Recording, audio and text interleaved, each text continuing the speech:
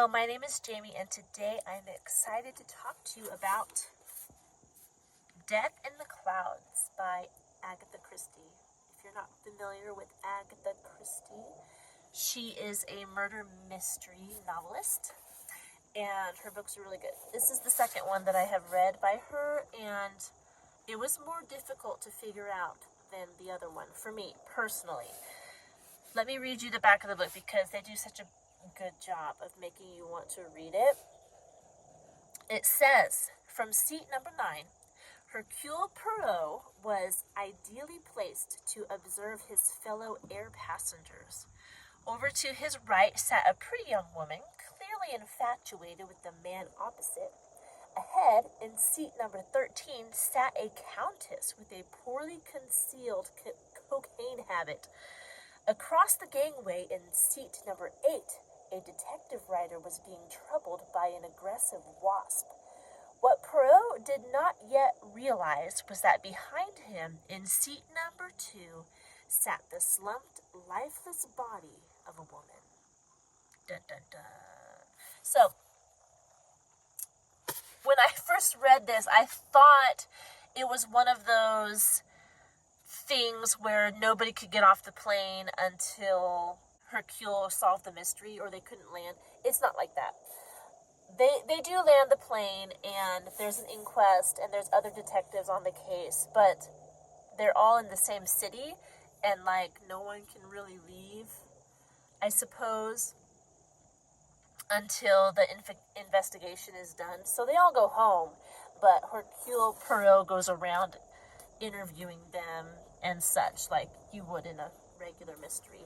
But it was very fun, and it was very hard for me to figure out. And of course, at the end of the book, when Hercule Poirot explains his thought process and how he came about discovering the killer, it was so easy. But I will say that there were a couple little details that Hercule thought of that weren't specifically mentioned in the book. You would have had to think. You could have come to the conclusion, but you would have had to think more outside of what was actually presented in the book.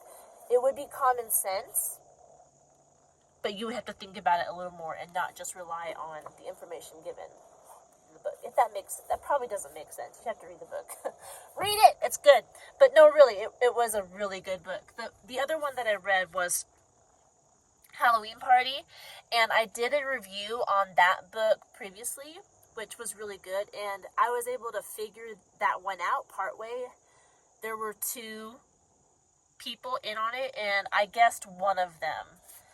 So I halfway got that one right. This one, I suspected the murderer at the beginning of the book, but I couldn't figure out how they did it, so I kind of dismissed them. And then at the end, when it was revealed, I was like, I should have thought about it more because it was that person. But it was a lot of fun. It was. And it's clean. When it talks about the murder, it's not graphic. There's not a lot of gore. There's just enough for you to know what's going on and what you need to know to solve the mystery. So, it's not over the top, because I've read some books where you're like, that's a little much. I don't think that was necessary. So, Agatha Christie does a good job of just saying what you need to know, and it makes it a more enjoyable read, in my opinion. I don't like reading gore. Also, there's not a lot of other dirty stuff. There's no sexual content. They strongly imply, even talk about romantic interest, but there's no sex. And if she does talk about a relationship, she'll just mention it in passing, so-and-so was at so-and-so's house. It's just very vague. It's not explicit. And I really appreciate that, because a lot of modern books, they can't write a story without putting some sex in there. I'm like, do you have no imagination? Can you not write a good story that will capture people's interest without having a sex scene? That's a whole nother argument. That's a whole nother conversation. Another thing is there's not a ton of profanity. There is some. Really funny. I was talking to someone about this book, and I had just told them, I was like, there's like no profanity in here. And right after this dude walked off, I started reading again, and the very next portion of the book that I read had a ton of profanity. So what I'll say is this. Depending on the character that Agatha Christie is writing about, if there's like a kind of rough around the edges or angry character, there will be more profanity.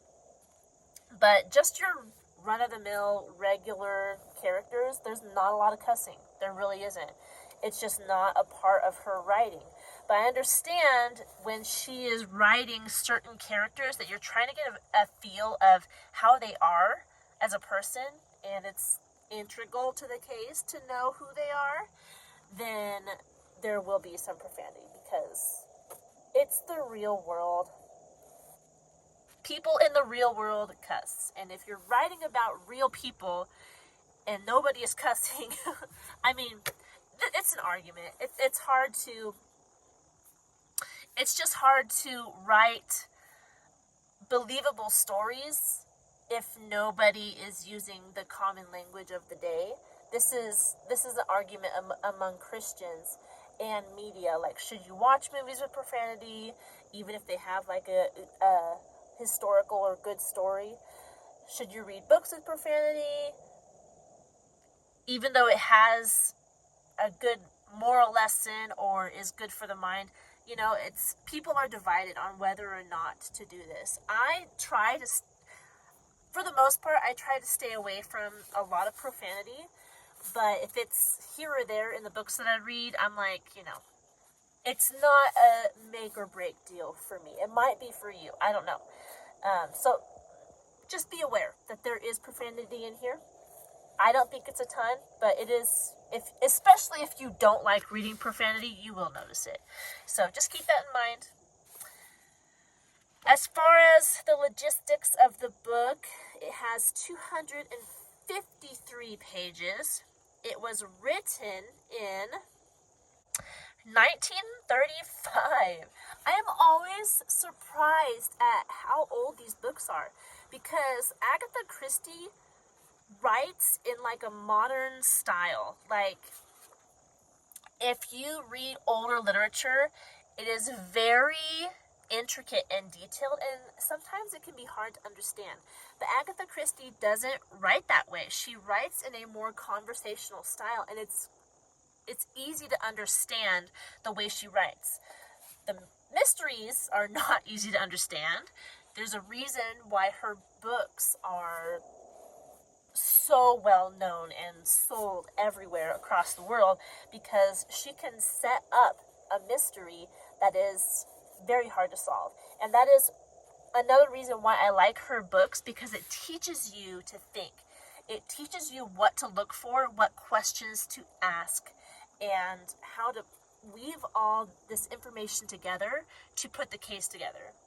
And I just appreciate that. I like knowing better ways to work my mind. I don't want to be stagnant in my thinking. I want to learn how to think better and how to put stuff together better.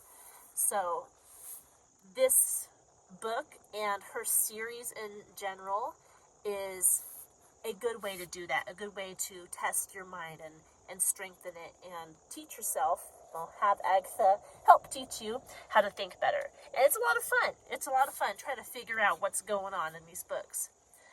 So I did enjoy this book. I think you will too, especially if you're an Agatha Christie fan. I think that's just about all I have to say for this book. There's not a lot of moral lessons. They're like common sense stuff. Like, you probably shouldn't gamble outside of your means, and you probably shouldn't borrow exorbitant amounts of money. Like common sense wisdom in the world. There's not a lot of, don't murder. That's an obvious one. Don't murder. You will be found out. But as far as philosophy and morality, there's not a lot of that going on in here. So, just your basic lessons that can be told through a murder mystery story. That's about all I have for you today concerning this book, Agatha Christie, Death in the Clouds. I really enjoyed it. I think you will too. I will definitely be reading more of her books. She's just a really good author. She weaves an intricate story and she writes good characters on top of it all. So there you go. If I didn't answer your question about this book, please leave it down in the comment section below. I hope you're doing well today. It's a beautiful, chilly morning here, but it's going to get warm this afternoon. Like you care. Like you care about the weather where I am. Don't forget to like this video and subscribe to this channel if you want to see more content like this. And I will talk to you in the next one. Goodbye.